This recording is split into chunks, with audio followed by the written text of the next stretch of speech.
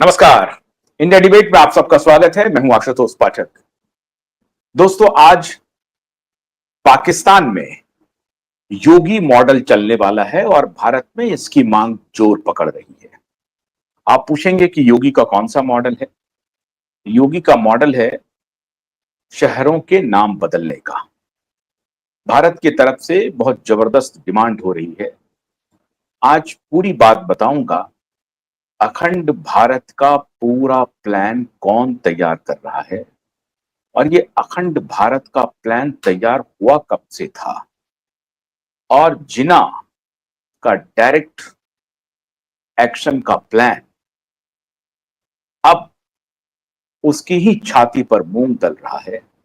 और आज पाकिस्तान एक देश तो बन गया, लेकिन वो कभी एक राष्ट्र के रूप में अपनी पहचान पूरी दुनिया में बना नहीं सका। फ्रॉम द इंसेप्शन अगर आप कहें 1947-48 के बाद से ही 48 और 50 के बीच में पहली तख्ता पलट की पूरी साजिश पाकिस्तान में रच दी गई। और उसमें उर्दू के मशहूर शायर उस वक्त हुआ करते थे, फाजली साहब, उनको भी गिरफ्तार करने की बात हुई थी, आपको याद होगा।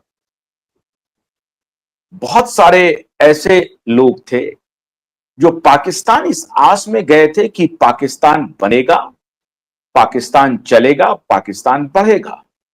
याद होगा, एक हिंदू कम्युनिटी के लोग मंडल जी बंगाल से गए थे और वो गृह मंत्री थे वहां पे जाने के बाद, लेकिन जल्दी ही उनका ख्वाब टूट गया, उनको वापस आना पड़ा पश्चिम बंगाल। ये मैं थोड़ा सा आपको नेपथ्य में इसलिए लिए चलता हूं कि सिर्फ पाकिस्तान में शहरों के नाम बदले जाएंगे और पाकिस्तान का नामो निशा मिट जाएगा, पाकिस्तान अखंड भारत का हिस्सा होगा, पाकिस्तान अंग्रेजों की साजिश का जो जीता जागता सबूत है वो अब खत्म हो जाएगा। क्या इसकी तैयारी हो रही है? बिल्कुल इसकी तैयारी हो रही है। और मैं समझता हूं कि 22 अप्रैल की वो घटना एक कैटलिस्ट के रूप में काम करेगा और भारत जिस तरीके से प्रोसीड कर रहा है और जिस प्रेसिजन का रूट अख्तियार कर रहा है, उससे स्पष्ट है कि भारत की प्लानिंग बहुत तगड़ी है, गहरी है और अंतर्राष्ट्रीय स्तर पर जिस तरह से अपने साथी देशों को अपने साथ मिला रही है, वो योजना कुछ और ही कह रही है। अगर पाकिस्तान का अस्तित्व खत्म होता है तो बांग्लादेश का क्या होगा? आपको याद होगा कि लास्ट प्रेस कॉन्फ्रेंस जिसमें भारत के प्रधानमंत्री और अमेरिका के राष्ट्रपति एक साथ आए थे और जब बांग्लादेश के ऊपर सवाल पूछा गया तो ट्रंप ने कहा कि बांग्लादेश की जिम्मेदारी मैं मोदी पर छोड़ता हूं। यह इशारा था ट्रंप का कि साहब, खाली बांग्लादेश की जिम्मेदारी मैं मोदी पर नहीं छोड़ रहा हूं, बल्कि आपके और जो दूसरे पड़ोसी देश हैं जो आपका हिस्सा थे 1947 के पहले तक, उसकी भी जिम्मेदारी मैं आपके ऊपर छोड़ता हूं। टेररिस्ट अटैक के बाद जो स्टेटमेंट आया डोनाल्ड ट्रंप का, उसने कहा कि इंडिया नहीं, Modi is my friend and I will destroy Pakistan into pieces. This was the verbatim statement came from Donald Trump. अब इस स्टेटमेंट के बहुत गहरे मायने लगाने चाहिए, लेकिन भारत में एक ग्रुप है जो सर्वदलीय बैठक में तो जाता है, जिसकी चर्चा आज मैंने आपको दिन में की थी, आपने देखा होगा। सर्वदलीय बैठक में जाता है और वहां से निकल करके कहता है कि सरकार के हम साथ हैं, लेकिन सरकार को वो 6 आतंकवादियों को ढूंढ करके लाना चाहिए और उसकी शिनाख्त परेड इंडिया गेट पर करानी चाहिए और हमारी बहनों की जिसकी मांग जुड़ी है उनके सामने उस 6 आतंकवादियों को पेश करना चाहिए। वो बेशर्म राजनीतिक जो उसी पार्टी के हैं जिस पार्टी के सर्वे सर्वा भाग करके अभी इंग्लैंड में बैठे हुए हैं, क्योंकि उनको डर है कि मुंबई हाईकोर्ट के आदेश के बाद महाराष्ट्र सरकार और मुंबई की पुलिस उन्हें किसी भी वक्त गिरफ्तार कर सकती है। तो परेशानी वहां हो रही है, तो कहानी कुछ और बना रहे हैं। लेकिन भारत ने पाकिस्तान को निस्त नाबूद करने का फुल प्रूफ प्लान तैयार कर लिया है। एक पूर्व जस्टिस काटजू हैं, मार्कंडेय काटजू, उनके पिता बहुत बड़े ब्यूरोक्रेट रहे अंग्रेजों के जमाने में। अब काटजू साहब का अभी नया एक ट्वीट आया है कि बड़ा अच्छा होगा जब रावलपिंडी की सैर करें, लाहौर में जाके नाश्ता करें और कराची में बिरयानी खाएं। बड़े लजीज उन्होंने व्यंजन के नाम गिनाए हैं। लाहौर को कह रहे हैं कि लब शहर बनाया जाएगा और याद दिला रहे हैं लाहौर की खूबसूरत हसीनाओं के बारे में। जस्टिस काटजू साहब बड़े रंगीन मिजाज के हैं। जस्टिस काटजू साहब में कहने में मुझे कोई शक नहीं है, बड़े बेबाक तरीके से ये टिप्पणी भी करते हैं। यही वही जस्टिस काटजू हैं जिन्होंने कहा कि यहाँ बेवकूफ लोग हैं, ये गाय को माता माता कहते हैं, गाय कुछ नहीं है, कॉ इज सिंपल एन एनिमल। ये उनका स्टेटमेंट हुआ करता था। लेकिन अब यकायक इनकी दिमाग लगता है कि खुलने लगी है।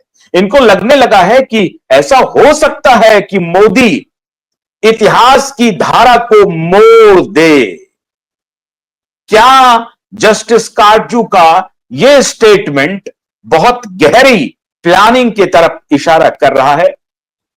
जो बात 1925 में शुरू हुई थी, संघ के हेडगेवार साहब जो उनके फाउंडर थे संघ के, और उनके नजरिए से हो रहा था, भारत एक अखंड राष्ट्र की कल्पना थी। इंडोनेशिया, मलेशिया, बांग्लादेश और श्रीलंका तक उनकी दृष्टि जा रही थी। क्या उस दिशा में भारत बढ़ रहा है? और पहला शिकार भारत का पाकिस्तान होने वाला है। प्लानिंग तो वही है मित्रों, प्लानिंग बहुत गहरी है। और आज अगर जस्टिस काटजू ये कह रहे हैं कि कराची में बिरयानी खाएंगे, लाहौर में नाश्ता करेंगे, रावलपिंडी की सैर करेंगे, इस्लामाबाद में जाकर के देखेंगे कि वहां की फिजाएं क्या कह रही हैं, हवाएं किस दिशा में बह रही हैं, अगर ऐसी बात जस्टिस काटजू कह रहे हैं तो मान के चलिए कि जस्टिस काटजू ने भी कबूल कर लिया है कि भारत का जो प्रिसिजन अटैक था 9 टेररिस्ट अड्डों पे, उसकी गहराई और उसके बारे में अब पुलवामा की माफिक, बालाकोट की माफिक ये सबूत नहीं मांगेंगे। पूर्व प्रेस काउंसिल के चेयरमैन रहे हैं जस्टिस काटजू, न सिर्फ वो हाई कोर्ट के जस्टिस रहे हैं, बल्कि प्रेस काउंसिल के, प्रेस परिषद के वो चेयरमैन रहे हैं। जस्टिस काटजू इस तरह की टिप्पणी कर रहे हैं, इसका मतलब है कि ऊपर की जो पावर गैलरी है उनको शायद इस बात की शंका हो रही है कि मोदी कुछ बड़ी प्लानिंग कर रहा है। मोदी इतिहास में शायद अब शंकराचार्य के जमाने से, छत्रपति शिवाजी महाराज और बाजीराव पेशवा के जमाने से होते हुए अब बप्पा रावल की भी कहानी चल रही है चारों तरफ, महाराणा प्रताप की भी कहानी चल रही है। अब बप्पा रावल की तरह, क्या राणा रंजीत सिंह की तरह मोदी इतिहास में अपना नाम दर्ज कराना चाहते हैं। प्लानिंग वही है। मोदी चाहते हैं कि दुनिया के नक्शे से पाकिस्तान का नक्शा मिटा दिया जाए और लाहौर लव नगर में परिवर्तित कर दिया जाए और कराची न्यू काशी कहा जाए। कराची का नामांकरण होगा न्यू काशी के रूप में, लाहौर का नामांकरण होगा लव नगर के रूप में, और रावलपिंडी तो बप्पा रावल की भूमि है। यह कहानी है। तो जस्टिस काटजू की यह टिप्पणी आप हल्के में न लीजिए। प्लानिंग बहुत तगड़ी है और हमारी भारतीय सेनाएं आज 51 वर्षों के बाद उनको मौका मिला है जरा अपनी बाजुओं को ठीक से मजबूत करने का। 1971 में दुनिया के इतिहास में ऐसा पहली बार हुआ, कभी नहीं, किसी भी देश में कभी ऐसा नहीं हुआ, जिनोसाइड के जमाने में भी नहीं हुआ। और आप अगर देखें कि क्रिश्चियनिटी का जो, जिसको आप कहते हैं जो इंक्रोचमेंट था, क्रिश्चियनिटी का जो लगातार बढ़ रहा था, उसमें भी कभी इस तरह का सरेंडर नहीं हुआ। किसी जमाने में किसी राजा महाराजा के भी लड़ाई में इतने सैनिक एक साथ सरेंडर नहीं किए। इतिहास की पहली